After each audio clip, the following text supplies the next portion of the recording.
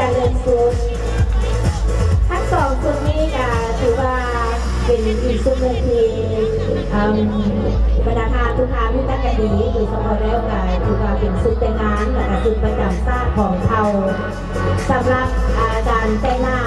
สำหรับน้องนักสาวก็ต้องขอบใจเป็นชุดที่มีเอกลักษณ์เฉพาะของเขากระมูลูและนิยมใส่ในเวลาแต่งดอกและงานบุญประเพณีที่สำคัญของเผ่าและอื่นๆซึ่งเป็นนักแสดงจากงานบ้านภูเขียวและโรงเรียนมัธยมสมบูรณ์เมืองไทยเป็นอีกชุดหนึ่งที่นิยมใส่ในเวลาไปงานสำคัญงานประเพณีพิธีกรรมต่างๆของเผ่างานกีฬาบุญมาบอนและเข้าอนุพงศ์มณีวงศ์มาในสุดต้นเผ่ามงซึ่งก็เป็นอีกส่วนหนึ่งที่มีความสวยงามในการยิงพักปักแซวและเป็นเอกลักษณ์ที่น้องใส่ในเวลาแต่งงานงานบุญกินเสียง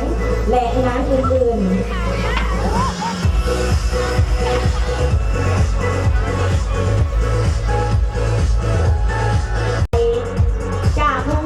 มัธยมสมบูรณ์เมืองไซและโรงเรียนมัธยมสมบูรณ์แขวงทรงเข่าประกวดในสุดจนเข่าลือซึ่งเป็นสุดที่มีความสวยงามมีหลากหลายสีที่แตกต่างสุดนี้นิยมใส่ในเวลามีงานบุญประเพณีของข้าเจ้าและงานแสดงอื่นๆ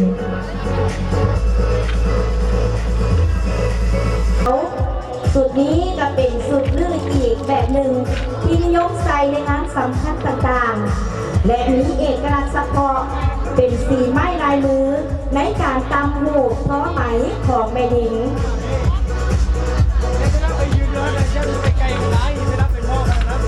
สุริตาและข้าวลาต้งจากโรงเรียนเดี่ยวเปยในสุดส่วนเผ่าอาคามีเอกลักษณ์การแต่งกายแตกต่างกันตามวัยอายุนิยมใส่ในเวลาแต่งดอกและงานบุญประเพณีกินเทียงและพิธีกรรมต่างๆ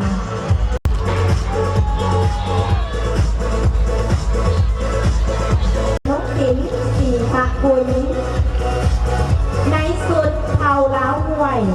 มีความสวยงามที่เป็นเอกลักษณ์เฉพาะของตน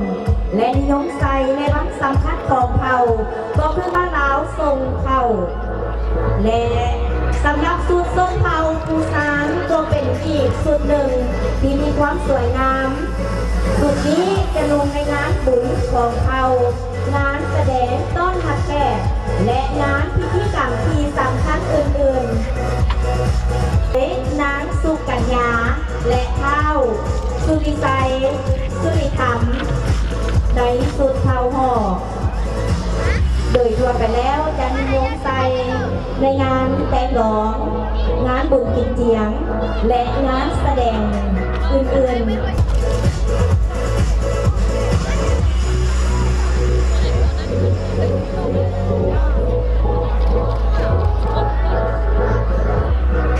จากโรงเรียน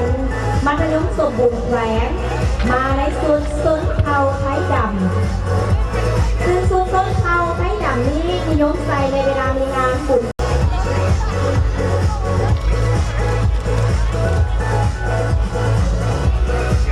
แสดงโดยนางตีนาณกาวงศาและเท่าบุญค่ำซึ่งสุดนี้จะใส่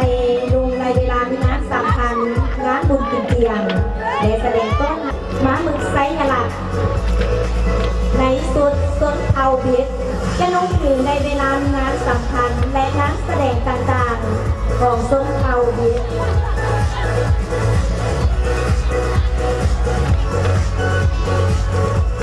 พันธาวิไลและเท้าบิลลี่แสงสง่าในสุดต้นเผ่าปูนอกการแต่งกายที่มีเอกลักษณ์เฉพาะของต้นเผ่ากมูนอกใส่ในเวลาแต่งดอกงานขึ้นเงินใหม่และงานบุญประเพณีที่สำคัญของเผ่าและอื่นๆประกอบโซ่ของทางเมืองปากแบงในการเดินแบบสุดต้นเผ่ากมูนอก ซึ่งกาวเป็นสุดส้นเผากระมูลก็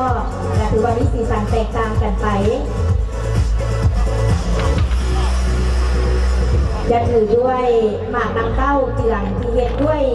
หินยานบรรจุจากเมืองแบงในสุดกระมูลลือ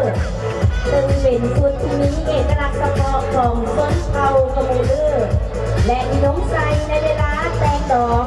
และงานบุญประเพณีที่สำคัญของเขาสุดประยำเขามานำนังคือสุดต้นเขากระมุกรอบและนี้กระมุกรอบจุดบังไฟดอกเกียมหนึ่งสองสามสี่ห้าหกเจ็ดแปดเก้าเริ่มต้นได้บ่กันเ